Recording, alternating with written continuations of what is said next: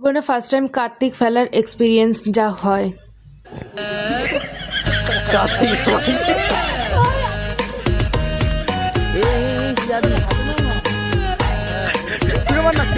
আমাদের বাইকটা পুরো একদম নিয়ে ঢুকে গেছে।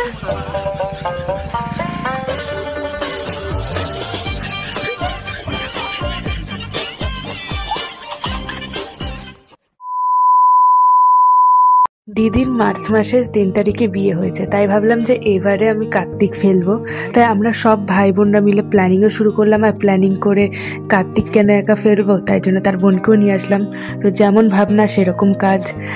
পরের দিন 3:30 সময় আমি রেডি হওয়া শুরু করে দিয়েছি। তো রেডি হয়ে গেছি 3:30-এর মধ্যে। আর আমরা যাব বাইকে। তো আমরা টোটাল 5 জন হয়েছি বাইকে।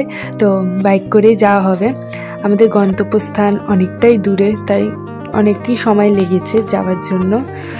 আর আমি খুব এক্সাইটেড। আমি জানি না যেতে কতক্ষণ সময় লাগবে বাইকে, কেন যতবারই গেছি ট্রেনে করেই গেছি।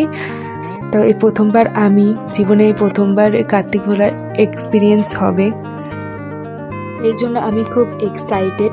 জানি না কি হবে, কখন গিয়ে পৌঁছাবো আর কটার সময়। আমার এটা না হয় যে আমরা যাওয়ার আগেই দেখবো যে ওরা উঠে গেছে।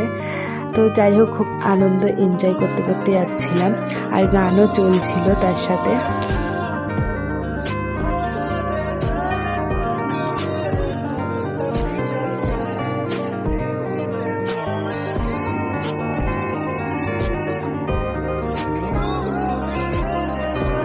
জানি না আমি কোন রাস্তায় চলে এসেছিলাম, ভুল রাস্তায় চলে গেছিলাম আমি।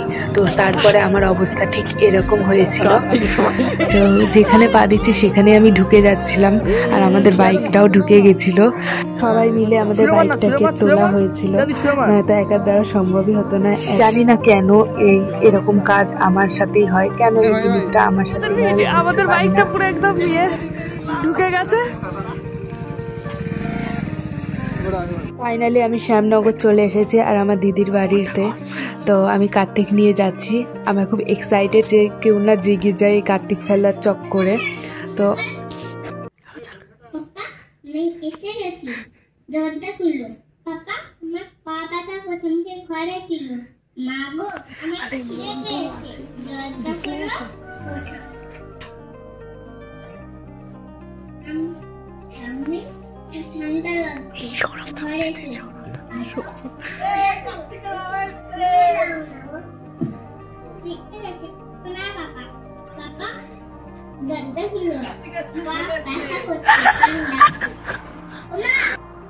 আমার ভাইয়ের ভুলের জন্য একবারেই ধরে ফেলেছে, না তো ধরা সম্ভবই ছিল না। আর এই যে কার্তিকের মা আসছে, আমার দিদি আসছে।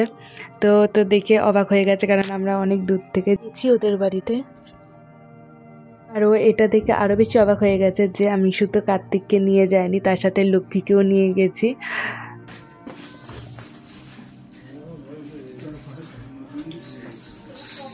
না বাইক থেকে নামার সময় কি মিথ্যা কথা, তুই দেখ মোবাইল।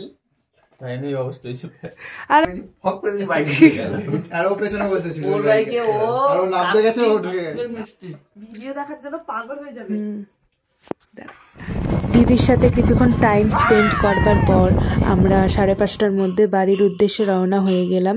আর আমাদের গাড়ির তেলও প্রায় শেষ হয়ে গেছিলো, তাই জন্য অ্যাডভান্স ভরে নিলাম গাড়িতে। তো আজকের এই ব্লগটা এই পর্যন্ত। তোমাদের কেমন লাগলো অবশ্যই আমাদেরকে জানাতে ভুলবে না। আর আমার তো আজকে খুবই মজা লেগেছে, খুবই এনজয় করেছি। তোমরাও আমাদের সাথে শেয়ার করবে যে আজকে এই ব্লগটা তোমাদের কেমন লাগলো, কমেন্ট করে বলবে। আর যদি আমার চ্যানেলটা সাবস্ক্রাইব করে না থাকে তাহলে সাবস্ক্রাইব করে দিও। তো রাধে রাধে, এখানেই শেষ করলাম।